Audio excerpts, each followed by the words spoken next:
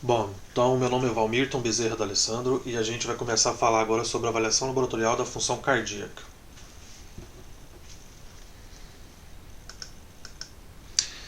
Dentro desse aspecto da avaliação laboratorial da função cardíaca, nós temos que definir muito bem o que seria o infarto agudo do miocárdio. E aqui eu coloquei que se refere à morte de parte do músculo cardíaco, ou seja, o miocárdio, que ocorre de uma forma rápida, ou a gente pode definir isso como aguda, devido à obstrução do fluxo sanguíneo das artérias coronárias para o coração. E é importante que se faça o diagnóstico de forma precoce para minimizar o dano celular assim provocado.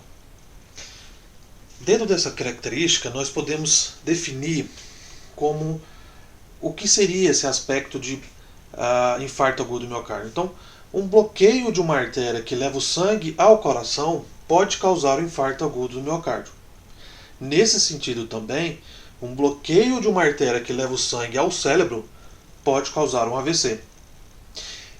Nessa característica eu coloco um link para vocês darem uma olhada sobre das principais características que pode provocar esse infarto agudo do miocárdio, que é a formação dessas placas de arteriosclerose. Então é importante salientar como é que se formam essas placas aí. Nós temos então questões de características de um colesterol bom, colesterol ruim, e acredita-se então nessa história que o colesterol bom auxilia nessa parte de redução do colesterol ruim e em algumas características pode ajudar a evitar a placa arteriosclerótica. Mas nesse sentido é interessante também salientar outras características que a gente vai detalhar mais para frente. Histórico da descoberta dos marcadores cardíacos. Então nós temos a origem desde a questão do 1954. É importante salientar essas características de formação, de observação desses marcadores, porque com o passar desse conteúdo que a gente vai estar administrando, é interessante a gente avaliar lá na frente a sensibilidade e especificidade desses marcadores. E aí a importância de estar definindo cada um deles. Então nós temos aqui 1955 o LDH, creatinofosfoquinase em 1960, e aí foi surgindo outras formas ou isoformas de CPK. 1975 a mioglobina. Em 1989 as questões das troponinas T e I. E dentro dessa característica é importante a gente salientar que o marcador ideal deve conter de uma forma de diagnóstico uma alta sensibilidade. Ou seja, detectar a lesão cardíaca. No momento que ocorre a lesão cardíaca, esse marcador ele tem que ter essa sensibilidade alta para me demonstrar nessa característica de detecção e também uma especificidade alta, ou seja, não detectar a ausência da lesão cardíaca também é importante a gente salientar nessas características aí. Rápida liberação em níveis detectáveis. Então, após uma pessoa ter esse infarto agudo do miocárdio, é importante que tenha uma rápida liberação.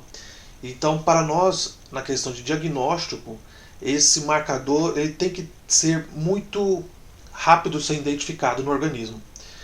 Correlacionar-se eficientemente com a extensão da lesão. Então, é uma outra característica muito importante que a gente tem que colocar. E o longo tempo de meia-vida. Ou seja, seria aquele tempo relacionado à metade do que estaria no organismo podendo ser identificado. Analiticamente, ele também tem que ser altamente sensível e altamente específicos. Pode ser detectado em baixos níveis e poucos interferentes. Como assim qualquer outro também marcador, a gente tem que ter um teste fácil, barato e rápido de ser feito. Sendo assim, os tipos de marcadores cardíacos, nós temos a enzimas cardíacas, ou creatinofosfoquinase, de um lado, e o LDH, não tão específico, mas também pode ser utilizado como bateria nessa seleção de questão diagnóstica. Então é importante que não simplesmente um único marcador seja utilizado, e sim em bateria, para que a gente possa ter uma conclusão mais fidedigna do caso que a gente está avaliando. Logicamente, tem que se levar em consideração a clínica do paciente. Muito importante avaliar também a clínica do paciente, não simplesmente a questão diagnóstica. Proteína C, as proteínas cardíacas. Então nós temos as mioglobinas, né, e as troponinas, que a gente vai definir mais para frente. Prognóstico e risco. Nós temos outros tipos de marcadores, que é a proteína C reativa, mieloperoxidase, homocisteína e a taxa de filtração glomerular. Enzimas cardíacas, então, a CPK, a creatinofosfoquinase, e de um outro lado o LDH. Nesse caso, a gente então vai detalhar o CPK para vocês. Então, a creatinofosfoquinase ela pode ser dividida em duas subunidades, que a gente chama de B e M. A B é cerebral e a M muscular, principalmente ou especificamente a esquelética. Deve ser ligada à subunidade de dímeros para formar algumas moléculas ativas, que é a creatinofosfoquinase. E assim nós temos essas três diferentes subunidades. Como essas enzimas nós observamos o BB, que é tipo cerebral, MB, tipo cardíaco, e MM, tipo muscular. Com o aumento da CPK, ela é utilizado muito no infarto agudo do miocárdio, né? Mas essa elevação ela ocorre também em embolia pulmonar. Então, existem outros aspectos que a gente pode estar apontando com o aumento dessa CPK, como a lesão celular, doença muscular e até uma simples injeção intramuscular. Então isso é bom salientar também. Então tem, por exemplo, aquelas pessoas que vão fazer doação de sangue, dependendo do caso que vai fazer uma doação de sangue, ou ela recebe uma pancada forte também, ou a pessoa que tentou fazer uma coleta de sangue não teve muito um sucesso e conseguiu fazer ali um edema bem grande no braço do indivíduo. Então isso também pode alterar esses CPKs, dependendo dessas subunidades que vai ser feita essa análise. Para a confirmação do infarto agudo do miocárdio, é avaliada a presença ou ausência do CPK-MB, porque ela é bem específica. Tá? Então a CPK-MB ela aparece em 4 a 8 horas após a dor precordial do infarto e atinge um pico, que é interessante a gente saber isso, nas primeiras 24 horas. Vai persistir até as 48 horas. Logicamente, então esse marcador ele surge, atinge um pico e após ele decai. Então esse marcador ele não vai ficar toda a vida no organismo. Ele tem um tempo. Então para esse tempo a gente tem que fazer uma avaliação também. Então existem vantagens nessas questões quando você observa o tempo, mas também existem desvantagens, tá? Nesse tipo de situação. Aqui nós podemos observar um gráfico no qual a gente observa os dias após o infarto agudo do miocárdio, no qual você pode observar ali, as primeiras horas está mais relacionado à mioglobina e isoformas MB dessa mioglobina. Só que observa que a concentração é um pouco menor em relação a CK-MB e as tromponinas ali na frente, na casa da troponina C. É interessante a gente falar, então, repetindo, que o CK-MB ele atinge um pico nas primeiras 24 horas, resultando ali em um dia, e depois decai nas outras próximas 48 horas. Como a gente pode observar, então existe a observação das mioglobinas, CK-MB e troponinas, no caso AC. Então é importante que se peça em bateria. Bom, então o LDH. O LDH ele não é tão específico, mas também é utilizado nessa questão aí. Os níveis séricos de LDH elevados, pode a gente observar isso em várias patologias, sobretudo em doenças cardíacas e hepáticas. Nessa tabela, a gente começa a observar uma relação entre os parâmetros que pode ser colocado como a mioglobina, CPK-MB, CK total, tromponinas T, tromponinas, no caso troponinas I, tromponinas T e o LDH. É interessante a gente salientar porque quando a gente vai observar isso na literatura, existem diferentes pontos que se colocam. Eles se elevam até quanto? Duram até quanto? Decaem até quanto? Lógico que nessa literatura não vai variar muito, mas dependendo de onde é que você vai estar observando, é interessante vocês terem uma ideia dessas horas e não simplesmente decorar a informação, porque essas informações elas podem variar de uma pequena para uma outra tipo de informação na questão de horas, mas é importante que vocês tenham uma noção de quanto tempo que ela se eleva, alcança um pico máximo e depois decai, tá bom? Essa tabela eu vou deixar para vocês aí darem uma estudada e é importante que vocês observem. Então, olha, se eleva entre as 2 até mais ou menos 16 horas, se for colocar até o LDH. O LDH ele dura um pouco mais. O problema é que o LDH ele não é tão específico como o CPK-MB, tá? E até as outras troponinas. Mas a gente vai estar detalhando aqui para vocês no outro gráfico aqui. Olha só, fica mais fácil de entender.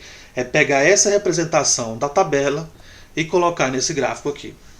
Então nós temos aqui, primeiramente, surgindo a mioglobina.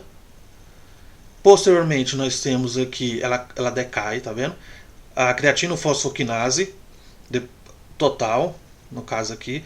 Mas olha aqui, a creatinofosfoquinase, a questão MB. As tramponinas, ela tem uma concentração um pouco mais alta, ela vai até um pouco mais alta e depois decai de uma forma que dura um pouco mais do que CKMB. O LDH ele atinge um determinado pico, mas dura um pouco mais. Lembrando que não tem essa especificidade igual ao CKMB e a troponina aí. Mas é interessante a gente avaliar isso em bateria. Como a gente pode observar nesse gráfico aqui, CKMB, mioglobina e a troponina, que é a troponina, a subunidade I. Outro gráfico aqui que a gente coloca. E dá para definir um pouco mais sobre esse LDH, para quem tem um pouco mais de curiosidade, é interessante a gente falar o seguinte, que o LDH ele está presente em diversos tecidos corpóreos, né? Portanto, é difícil saber o que exatamente está causando a elevação dessa enzima, devido a ela não ser tão específica. Mas, para quem tem interesse, existe não só a questão do LDH, mas subunidades também de LDH, como LDH1 e LDH2. Vocês podem observar essas isoenzimas e o tecido de origem onde isso pode ser encontrado, né? Que o coração é massas em rins e o coração é sistema ridículo endotelial. Nesse ponto aqui a gente faz uma observação. No infarto agudo do miocárdio, o LDH1 ele vai estar aumentado e o LDH2 reduzido. Nas primeiras horas após o infarto, tendo um pico de 48 a 72 horas e atingindo esses níveis normais aí lá para os próximos de 10 a 14 dias. Tá ok? Um outro gráfico aqui que se faz uma relação CKMB, LDH e o TGO, que já seria uma outra avaliação, a avaliação da função hepática. Então existe esse gráfico, a gente pode fazer uma comparação. E colocando em outros formatos aqui, proteínas cardíacas, como a definição que a gente vai falar agora sobre mioglobina e tromponinas. A mioglobina ela é uma proteína M encontrada no músculo cardíaco e esquelético, que é liberada ou libertada no soro quando ocorre danos nas células do músculo cardíaco ou esquelético. Então aí a gente pode definir que a mioglobina ela pode ser observada tanto no músculo cardíaco ou esquelético. Então existe uma vantagem, você encontra ela no músculo cardíaco, mas também existe uma desvantagem que é encontrado no músculo esquelético, então a gente perde uma especificidade aí em relação a isso. Porém, a sensibilidade na questão da mioglobina, na questão de diagnóstico, ela pode estar girando entre 97% e 98%, né, de detectar esses danos na célula cardíaca, o músculo esquelético. É muito importante ser utilizado também no infarto agudo do miocárdio. Pode durar aí essa perda de sensibilidade de 8 a 15 horas. Então é aquilo que eu havia comentado no começo. Nós temos o surgimento, pico e depois decaimento. Esse decaimento está relacionado com essas perdas de sensibilidades. Bom, então elas vão levar-se nos primeiras entre 1 a 2 horas após o início dos sintomas de infarto miocárdio, atinge uma elevação com um pico aí de 6 a 9 horas e normaliza de 12 a 24 horas. É importante que a gente fale que a sua elevação não confirma o diagnóstico de infarto do miocárdio, mas quando o seu valor é normal, praticamente afasta o diagnóstico da doença. Praticamente. Por isso que é interessante fazer em bateria. Aqui eu coloco uma relação entre a mioglobina e a CKMB, para vocês observarem o tempo de início, pico e a duração dessa elevação até o decaimento. Desvantagem das mioglobinas na questão, que ela retorna os valores normais dentro de 24 horas, não detectando infartos tardiamente, diagnósticos como dosagens posteriores. Mas é interessante a gente falar um pouco sobre essa questão da mioglobina, que tem algumas questões de diagnósticos que ela é mais observada em análise de gráficos quando se envolve reinfarto. Então nós temos CKMB, por exemplo. Se a pessoa estiver tendo vários infartos em intervalos de tempo, o CKMB só vai me mostrar uma curva que vai chegar num ponto e esse ponto ele vai se prolongando. Já na questão da mioglobina, ele consegue me mostrar pontos que sobem e decaem, que sobem e decaem. Ou seja, não fica um gráfico em crescimento. Ele cresce, depois decresce, cresce, depois decresce, então você consegue saber se ele está tendo quantos reinfartos nesse período de avaliação dele.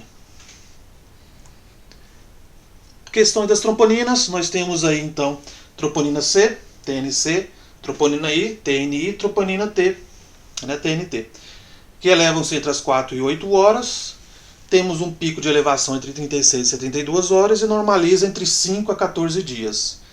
Temos então apresentando uma mesma sensibilidade de diagnóstico do CKMB entre 12 e 24 horas.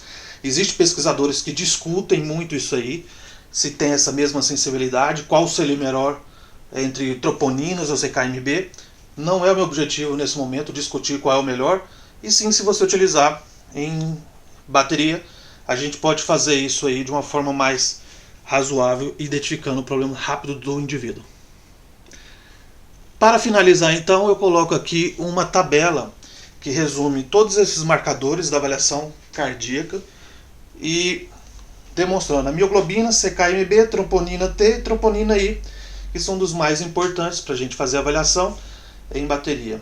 Tanto quanto a parte de início do surgimento da questão de aparecimento no organismo, até a parte de duração dessa elevação e finalização.